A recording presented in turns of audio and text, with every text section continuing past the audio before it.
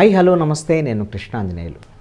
బుడమేరు వరద విజయవాడను ముంచెత్తింది. విజయవాడ దాదాపుగా సగం మునిగిపోయినటువంటి పరిస్థితి ఉంది. అనేకమైనటువంటి కాలనీలు, రాజరాజేశ్వరిపేట, భగత్ సింగ్ నగరు, అజిత్ సింగ్ నగరు, అదేవిధంగా వాంబే కాలనీ, ఇలాగ అనేకమైనటువంటి కాలనీలు మునిగిపోయి 25,000 కుటుంబాలు, 3 లక్షల మంది వరద బాధితులుగా ఉన్నటువంటి పరిస్థితి. ఇప్పుడు 15 రోజులైంది, 2 వారాలు దాటిపోయింది. ఇంకా పూర్తి స్థాయిలో ఆ ప్రాంతం కోలుకునేటువంటి పరిస్థితులు ఇంకా రాలేదు. వరద అయితే తగ్గిపోయింది.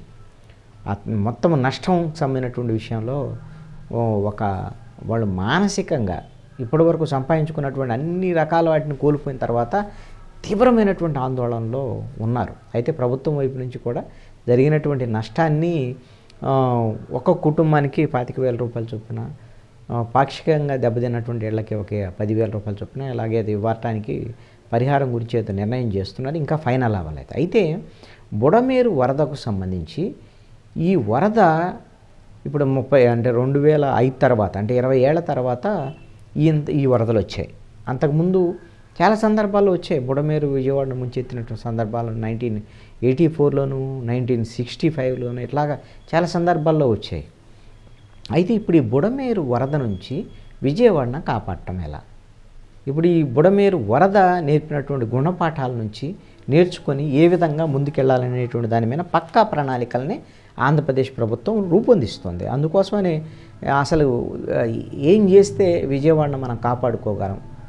ఇప్పుడు వరదలు, విపత్తులు, వర్షాలు, తుఫాన్లు, ఇవన్నీ కూడా విపత్తుల కింద అనుకోకుండా వచ్చేటువంటి, వీటిని మనం ఆపలేము. కానీ వచ్చిన తర్వాత ప్రాణ నష్టము, ఆస్తి నష్టము ఇవి లేకుండా నష్ట నివారణ చర్యలు ఎలా తీసుకోవాలి, అసలు వాటి నుంచి ప్రమాదాలు ముంచెత్తకుండా ఏ విధంగా జాగ్రత్తలు పడాలి అనేటువంటి దాని మీద ఒక దృష్టి సారిస్తున్నటువంటి పరిస్థితి ఉంది ప్రభుత్వం.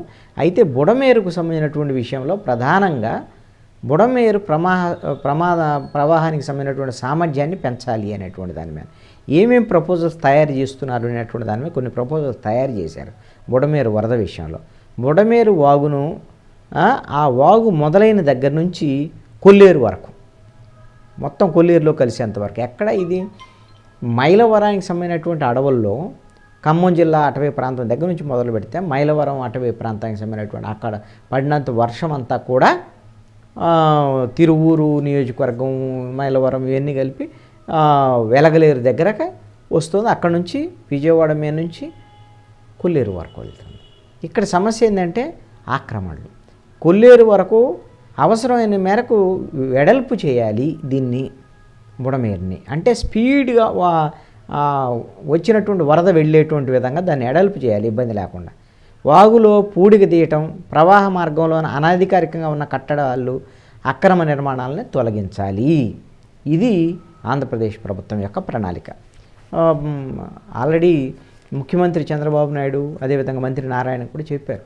ఆంధ్రప్రదేశ్కి సంబంధించినటువంటి విషయం ప్రధానంగా బుడమేరు నుంచి కొల్లేరు ఈ ఆక్రమణ తొలగింపు విషయంలో ఎట్టి పరిస్థితుల్లో కూడా ఉపేక్షించేది లేదు. అసలు ప్రజల ప్రాణాల కన్నా ఇంకెక్కువే ఉంటుంది, ఖచ్చితంగా తొలగిస్తామనేటువంటి. అవసరమైతే హైడ్రా తరహా ఒక పెద్ద సంస్థను ఏర్పాటు చేసి అయినా సరే ఈ తొలగింపులు చేపడతామని నారాయణ కూడా చెప్పినటువంటి పరిస్థితి. దీంట్లో ప్రధానంగా అక్రమ కట్టడాలతో దాని పరిధిని పెంచటము, అదేవిధంగా అక్రమ కట్టడాలను తొలగించడం. తర్వాత వెలగలేరు హెడ్ రెగ్యులేటర్ వద్ద బుడమేరు డిశ్చార్జి సామర్థ్యాన్ని ఇప్పుడున్న 6-7 వేల క్యూసెక్కుల నుంచి కనీసం 25,000 క్యూసెక్కులకి పెంచాలి అని నిర్ణయించారు. ఇది ఒక ఆలోచన. అదేవిధంగా బుడమేరు డైవర్షన్ కెనాలు సామర్థ్యాన్ని 40,000 క్యూసెక్కులకు పెంచాలి అని. ఎందుకంటే మొన్న 40,000 క్యూసెక్కులు వచ్చినాయి బుడమేరుకు వరద. అంతకుముందు 11,000 క్యూసెక్కులు వస్తే ఎక్కువ అన్న, ఇప్పుడు 40,000 క్యూసెక్కులు వచ్చాయి. ఆ తర్వాత గత ప్రభుత్వం నిలిపివేసిన బుడమేరు విస్తరణ పనులను తక్షణమే చేపట్టాలి అని, భూసేకరణకు అవసరమైన 200 కోట్ల రూపాయలని ఆంధ్రప్రదేశ్ ప్రభుత్వం విడుదల చేయాలని నిర్ణయించుకుంది. ఇది మంచి నిర్ణయం కూడా.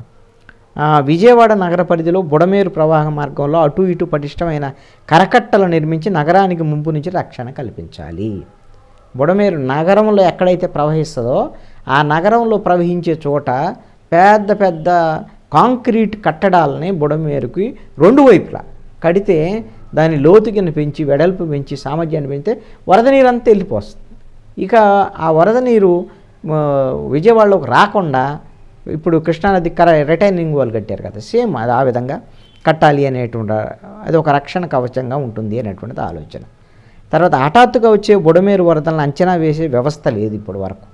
అందుకని ఈ బుడమేరుపై సిడబ్ల్యూసి అబ్జర్వేటరీని ఏర్పాటు చేయాలని, central water commission CWC observation.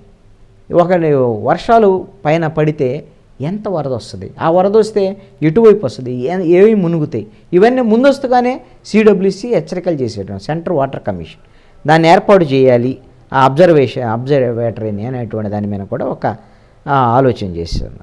Budameru crossing వద్ద కొత్త రైల్వే వంతెనల నిర్మాణానికి రైల్వే శాఖ యుద్ధ ప్రాతిపదికన చర్యలు చేపట్టాలి, ఇది కూడా నిర్ణయించినటువంటి అంశం.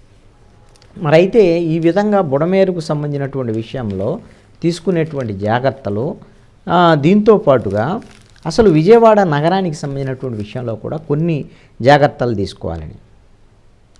ఇదేంటి అంటే విజయవాడ ఇప్పటికి పేరుకి ఇది నగరమే కానీ కనీసమైనటువంటి మౌలిక వస్తువులు లేకుండా ఇబ్బందులు పడుతున్నటువంటి నగరంగా ఉంది ఇది.